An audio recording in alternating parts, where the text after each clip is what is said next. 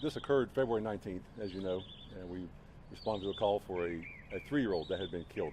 And we arrested the boyfriend, Jerome Coombs, for that attack.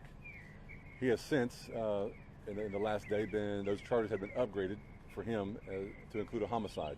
We were waiting for the report to come back from the coroner's office. That has come back, and it has been ruled a homicide. He is charged with that homicide, and rightfully so. He deserves every bit of that. But also the mother of this child, and you've seen the reports and her involvement or lack of involvement, and the lack of calling 911 right away.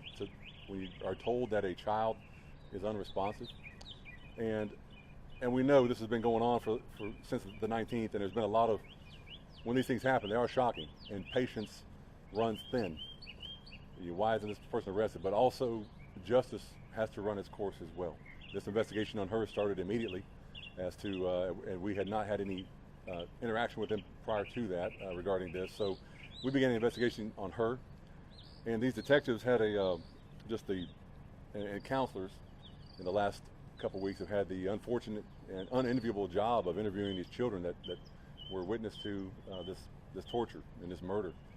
And after speaking with these children and getting the stories, these charges were brought up. And our hope is, I think for these children, 10 to 15 years from now, they're Google searching their past, trying to find out what happened to them.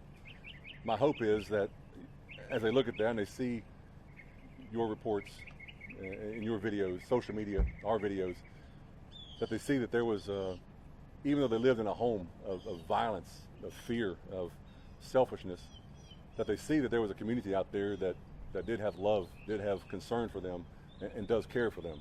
That's a story I hope they see 10 or 15 years from now. Nothing we could do to prevent that, but there's everything in the world. We would have done anything in the world to stop it, had any of us known. Right now, our hope is that justice continues down that path and is served. I can tell you that she has been charged. She's in our jail across the street here, and that investigation is not done with her. There's more victims that we're talking to, more stories that are unfolding. Understand, we're talking to children. I believe the oldest one may be 9 years old. So we're talking to children, getting these stories accurately accounted.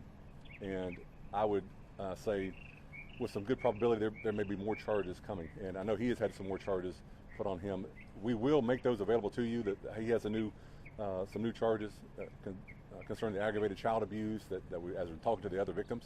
So those will be available to you guys as well. We'll email that to you, the new charges that have just happened. So justice will continue to be served here.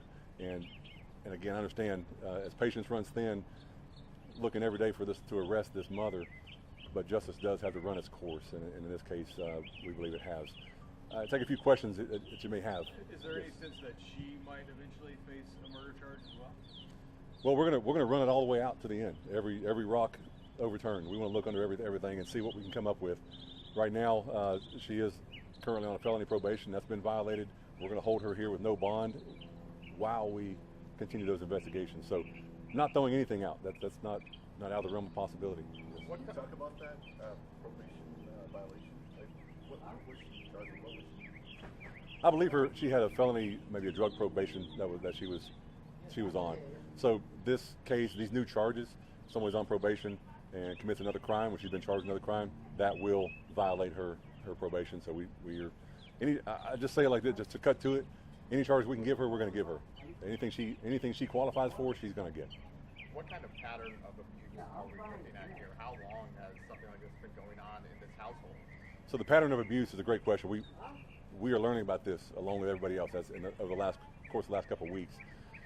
And what we're learning from these child victims is this is standard behavior, standard practice. And again, I hope 10 to 15 years from now, when they're looking at this and their lives are changing now as we speak, we're putting them with the right people and getting them away from the wrong people. So I hope in 10 to 15 years, they look back in just as much disgust and realize what they were in was not normal, that no child has to endure that. And there's a community and there are folks in this community that love them, protect them, and cherish them.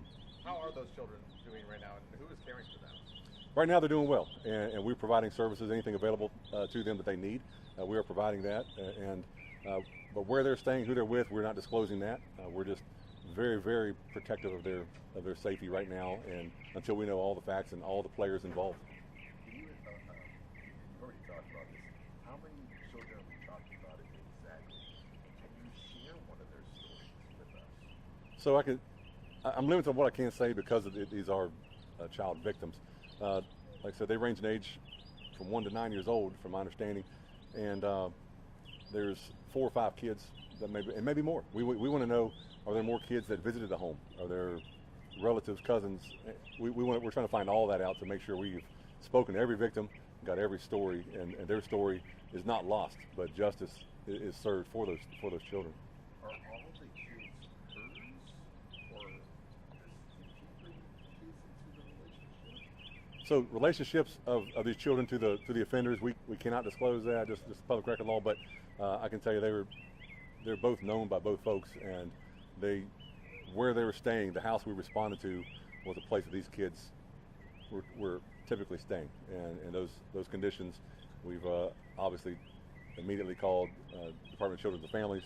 We want every eye looking at this that we can, and it doesn't make the story any less sad.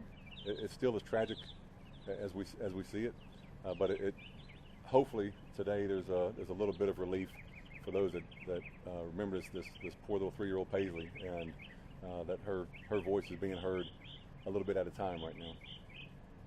All right, I appreciate you, and as we get more information, we will make sure you get that in an email or give us a call. We'll do that.